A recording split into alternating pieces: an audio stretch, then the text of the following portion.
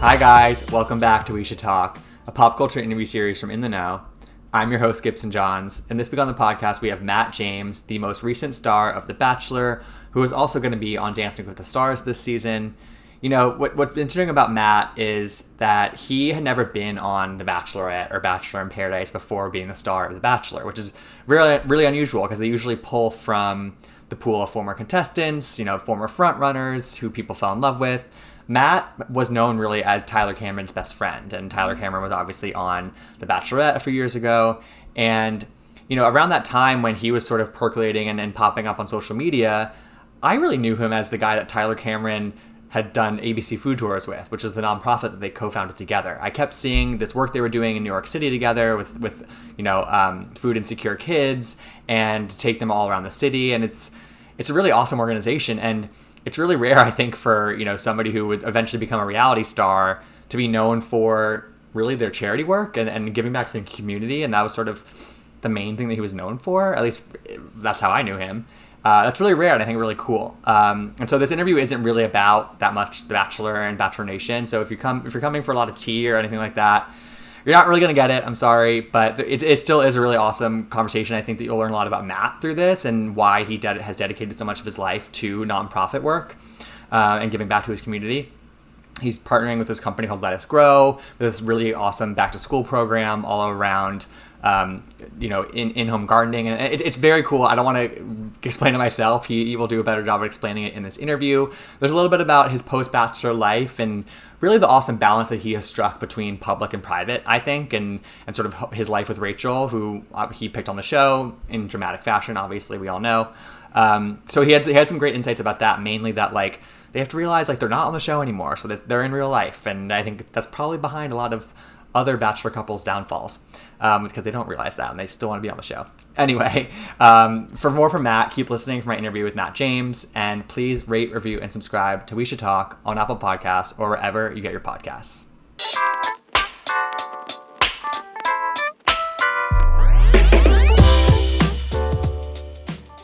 All right, we're here with Matt James, former Bachelor, co-founder of ABC Food Tours. Matt, how are you? I'm doing well. Thank you for having me. We were just talking, you're calling in from California. I'm jealous that you get to be out on the West Coast right now. But I know New York City is home for you, correct? Yes, it is. I've actually been spending a decent amount of time out here and been able to explore the food scene and gotten a new appreciation for, what I can't or don't have access to in New York, Unreal. The produce alone out there is it's just a game changer. Another level. So, I mean, this year has been a roller coaster for you. I'm sure it's been, I can't believe that your season of The Bachelor was this year. It feels like it was for you. It probably feels like it was 5 years ago, which is watching it feels like it was years ago. How has 2021 been treating you kind of post Bachelor life? I think a lot of people like to focus on the negative and how hard it's been. And that stuff's really draining. It's I'm so blessed. I really don't have anything to complain about. And I'm just fortunate to be in the position I'm at, in a relationship with someone I'm in love with, being able to do things that, I wouldn't have been able to do hadn't I gone on and went through everything that I did. So, it's been challenging, but there's more blessings than anything. And I always try to find the good in any situation. And there's a lot to be thankful for. And that's kind of how I process it. I'm not bitter about anything. I'm actually excited about what the future holds and just continue to move forward and not looking back. I think that's the perfect mentality to have. I think other people in your position in the past have not been that way. And I think that for you to be really forward looking is probably the healthiest thing that you can be, I think that's awesome. Right. Yeah. And I think, to be honest with you, you learn from other people. Right. And my roommate, having been on the show, I just take a lot of the lessons that he had to go through and continues to go through and just applying to my life. And he is one of the most positive people I know and always has the best outlook on life and just where he's at and opportunities. And so when you surround yourself with people like that, that's contagious. And so I feel Totally. like that's a big reason why I have such an optimistic outlook on, what the future holds, my relationship, and just everything going forward. Totally. I think that's amazing. And, you mentioned your roommate, Tyler, and that's, I think what I think is so cool about the way that you sort of entered the public eye initially was obviously you were known through Tyler and sort of his big platform. But what I think was really cool about that was like the thing that at least I knew the most about you guys together and your friendship was that you had done ABC food tours together. And I think that it's not every day that, people in your position are known for service and known for like giving back primarily. And that to me was the number one thing that I knew about Matt James before you were the Bachelor. And did you like recognize that at all? Because I think that's a pretty like hard thing to really become known for primarily, I think a lot of that comes from Tyler and I's upbringing. When we went to college together at Wake Forest, we were heavily involved in all things service on campus as well as in the community. And one of those things was Eat with the Deeks, where we worked with underprivileged students in Winston-Salem. And, when we didn't have that platform anymore to engage students and kind of push that messaging forward, we got creative. And that was kind of the birth child of ABC Food Tours when we both moved to New York. Right. And it's been incredible. Can you, for people listening or watching, can you just give a little, like kind of a brief overview of what ABC Food Tours is, kind of how exactly it came to be? Because it's a really cool and unique organization that you guys run.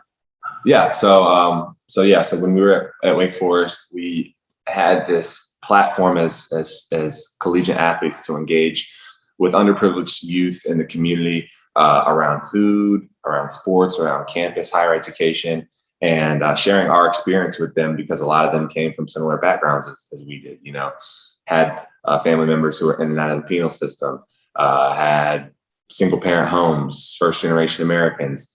And when you have uninterrupted, unchaperoned conversations with these students about life, that's when you see progress in these conversations, and you see growth. And, when we graduated and we weren't, heavily involved in sports anymore, there's not really people who want, a commercial real estate broker to come talk to their class. Students Right. are like, oh my gosh. Right. So we married the things that we were passionate about with the things that we knew students would hopefully be passionate about as well. And that's food, fitness.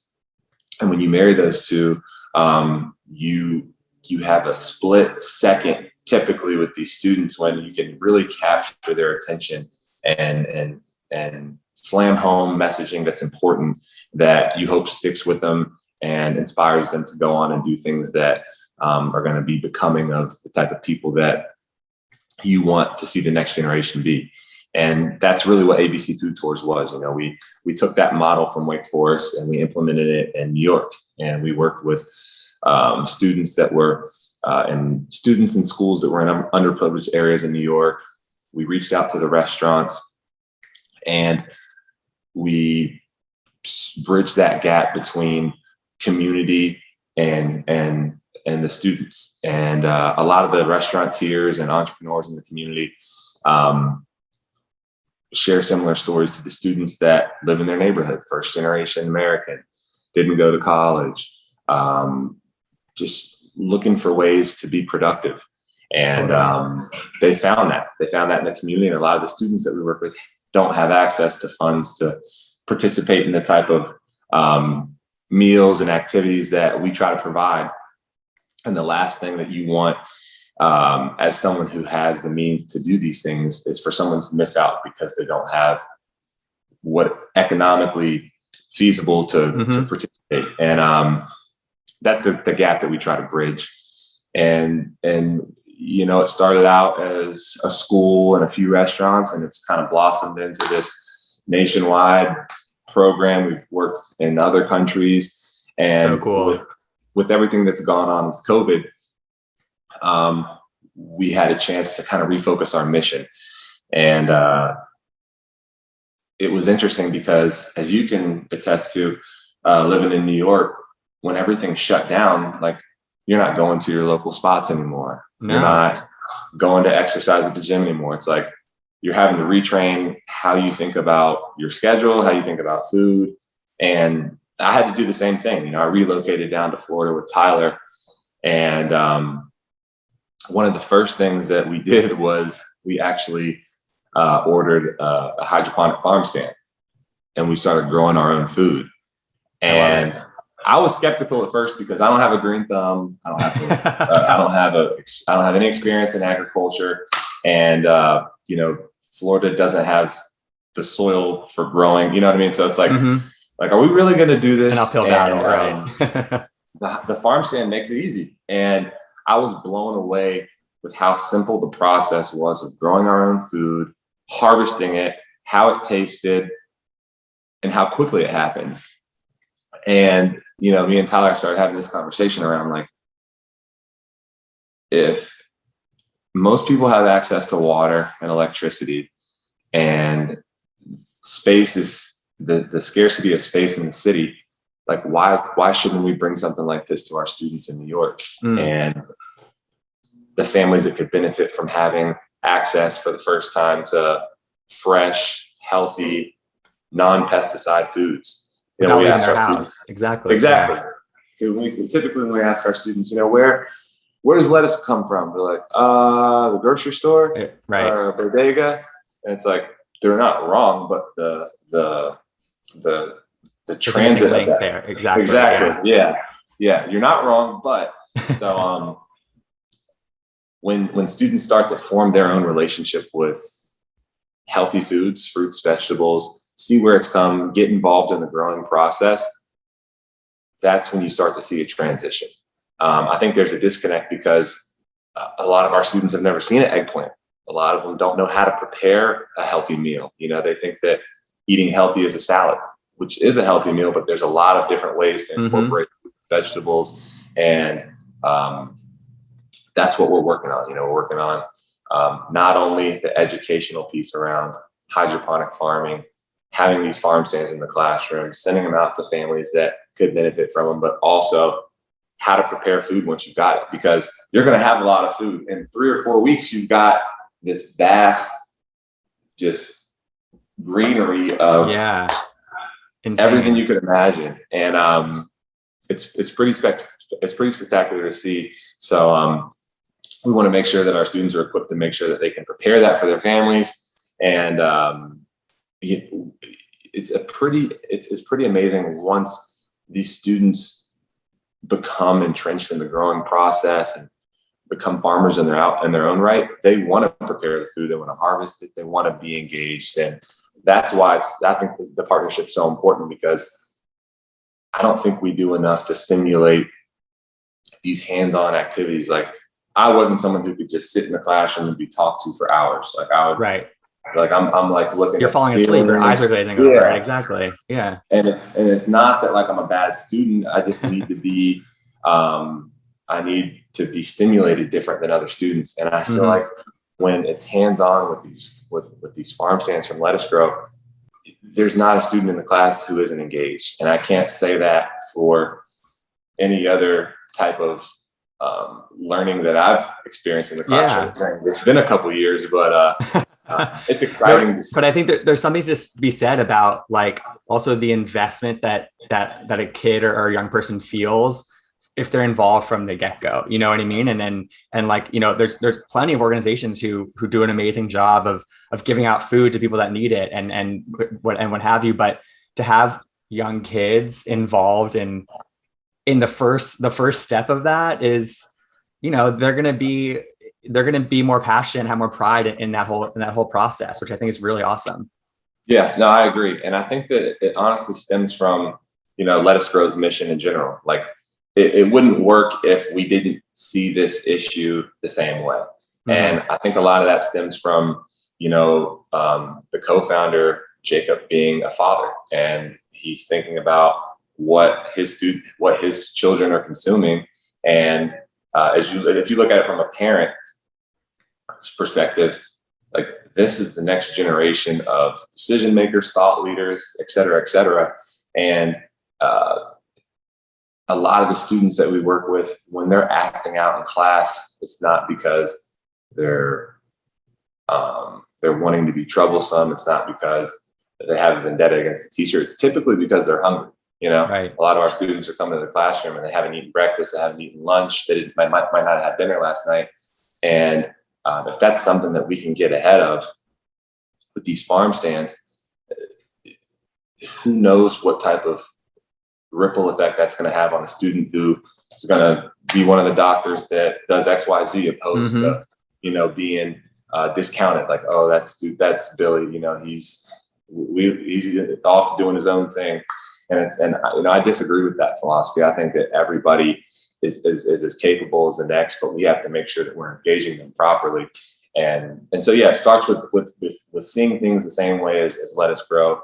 And it's just been easy and fun to work with them. And I'm looking forward to this campaign that we've launched for the back to school program. Mm-hmm. Yeah. So what exactly is involved in the back to school program? Because I know it involves this farm stand that we've been talking about, which is, I have to say, like, it's one of like the coolest looking things as well. Like, it's like, I feel like a lot of like, products probably in this category, like they might like also scare people off just for like what they look like. But this is like some really cool, like white apparatus that could just be in the corner of your room by the window. Like that also helps. It has to. Yeah. You know what? It's funny you say that because, and not to take a shot at anybody else doing hydroponic farming, but typically, if it's like a DIY, they're going to see a lot of PVC pipe.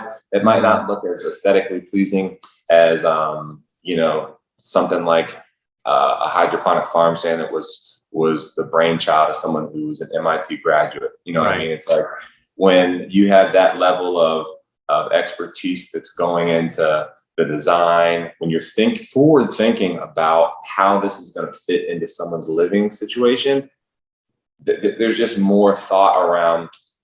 I think that the flaw design of a typical hydroponic farm stand would be that they're not taking into consideration what this piece is going to look like in someone's home. And I think that's what they've done at Let Us Grow. They're like, okay, like we want this to be something that people are proud of and they want to showcase and be a piece that's featured in the house, in the backyard, wherever you had that sunlight. So it's just an extra level of thought that's gone into the design that, has people intrigued before they even know what it is. Like, oh my gosh, what's that? Especially when you have the indoor lights on it. It Absolutely. looks like, yeah. And it's like, you're almost also just sort of meeting people where they are in a sense versus like, and it sounds sort of surface level, but I think like, again, looking at something else, maybe a competitor in this space, I personally wouldn't be attracted to buying something like that because it would intimidate me. And I'd be like, well, what is this? And now I see this and I'm like, oh, this looks really freaking cool. And it also like, it would fit into my apartment. And I'm not somebody with a green thumb. Like you're not someone with a green thumb, but seeing this thing, you're like intrigued by it. And there's less of a barrier for entry, I feel. And I think that's really important. Exactly. Yeah. And speaking to barrier to entry, that kind of ties into this push that we have right now with this nationwide giveaway. I was having conversations with Let Us Grow around how we can make a push to implement. In a perfect world, we would have a Let Us Grow farm stand in every single school, every classroom, but we got to start somewhere. And I think that it starts with a conversation, just like we're having. And we wouldn't be having this conversation if I didn't initially get that farm stand, be blown away by how easy it was, how efficient it was, and how good the final product was. And so if we can get these farm stands into classrooms, into occupational therapists' hands across the country, then they organically can start that conversation. And as I think most people would attest to, access is everything. And that's one of the big pushes that I have in this partnership with Let Us Grow, is just providing access so that students know what's out there. When you're in elementary school, you have, if we polled 10 elementary school students right now, what they want to be when they grow up, you'd probably get a police officer, a firefighter, an astronaut, a singer, an athlete. You know what I mean? It's like because they're watching these athletes and they are having these, firefighters, these servicemen, these police officers come into the classroom and talk about what they There's do. awareness. So when you take that same approach as a hydroponic farmer, maybe we're going to have a generation of people, I want to get into agriculture. Like, who says that? Totally. No, I know, crazy. If you didn't grow up on a farm, if you're not from Midwest, like where you have the capability to do that, like who in New York City is like, oh, I'm an ag. It's like what kind of ag, Mm-hmm. So creating awareness is a big push around awareness, and access is a big push around making sure that if someone in Nebraska has a farm stand, someone in South Dakota, someone in Alaska, someone actually, I don't know if we ship to Alaska, but someone in the United States totally. that is looking for education around hydroponic farming, and then starting that conversation, having them build out these communities, because as a farmer and a gardener now, it's all about community, about sharing the food that you make with somebody else, about sharing tips about how to properly harvest your farm stand, what to do with the excess food that you have. Mm-hmm. Most things, I think most things in life are centered around community. And when you take that approach to building community around something like this, that's when you start to see the type of strides that we're trying to make in the community and with our students. Yeah, an actual interest. Yeah, I think it's really cool, and I'm excited to see sort of the effects of this whole thing, and see, like you said, people really become passionate about this. And I think what that kind of circles back to why you started this whole journey in the first place, which is, you said that food and fitness were something that gave you a lot in your life and really helped you. Can you talk a little bit just about that? What did food and fitness, as you're growing up, as you were in college, sort of what did that bring you that you kind of see as really invaluable? That's a great question. It provided structure. And I think that when I can only speak for myself, but I need structure. I think a lot of people are like, I want to have a free open schedule, because when it's like that, then I end up doing a whole lot of nothing. Right. Easier said than done. Exactly. Right. Yeah. Exactly. Mm-hmm. So when I have structure, and structure for me is when I'm eating properly, when I'm exercising properly, because everything falls into place and my schedule kind of rotates and revolves around that. It's like, okay, I got to wake up at 6 a.m. to get these 7 miles in, because I'm training for a marathon. And if I'm training for a marathon, I want to make sure I'm eating healthy. So I'm going to make sure that I have these fruits and vegetables and protein available for the smoothie after. So I'm recovering properly. And okay, so that means I'm going to get home at this time. So I'll have this. So it's all scheduled around exercise and eating for me, because like workout, eat, get my work in, stretch, rehydrate, get my work in. It's all built around a healthy habit, opposed to, which it has been for me in the past, maybe when I was in college or right when I graduated, more so centered around like going out or like trying to have a good time. And there's nothing wrong with that. But where I'm at in life, it's like the goals that I'm trying to accomplish and the things that I want to get done are more so centered around XYZ, because they provide structure in my life. And I need structure now more than ever with everything I have going on, opposed to how things were done for me in the past. Right. Just like kind of flying by the seat of your pants. Exactly. Right. Yeah, exactly. Yeah. And what does that sort of like a week for you, like in terms of fitness, like what is sort of that regime right now? Cause you are training. It depends. For me, I work out every single day, but like a workout could be 20 minutes. I'm not one of those people where it's like, I need a 3 hour, like, right. I need to, because if it's not fun, then I'm going to stop doing it. And I stopped exercising a while after I stopped playing football, because it wasn't fun anymore. Like, you were training to go to war. And it's like, I don't want to train like that anymore. I want to do the things that I want to do. So, it's constantly changing. Like, I love the jump rope. I love Peloton. I love running.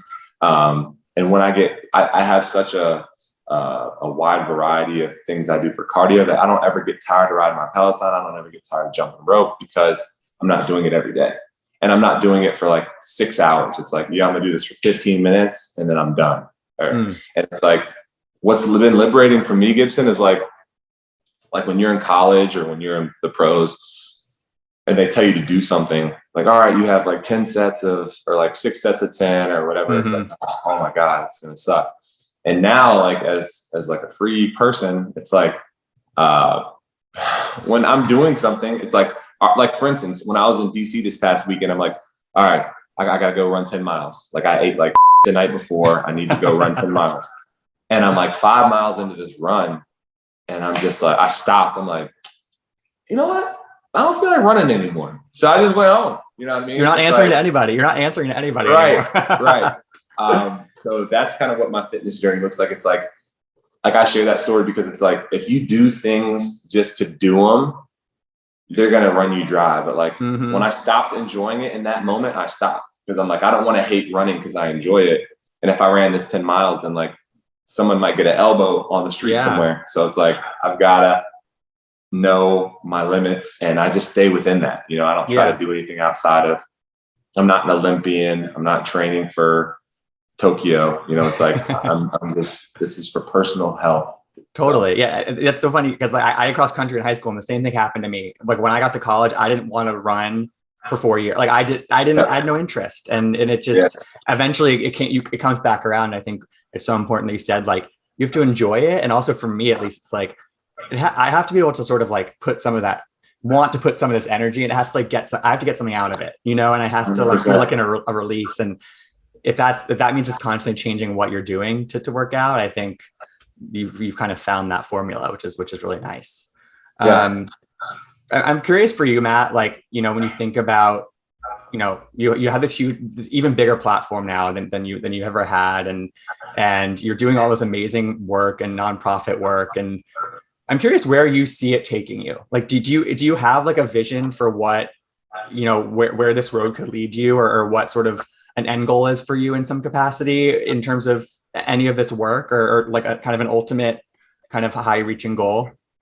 Honestly, when I was on The Bachelor, Chris Harrison shared like a very interesting anecdote with me that stuck with me. It was some of the best advice I got, or just like best philosophy on his experience with seeing people come through the franchise. And it's like, the show doesn't change who you are, it just amplifies who you are. And you know, like if you went on and then like afterwards it's like hey, I'm gonna be an IndyCar driver, it's like you're still the same person.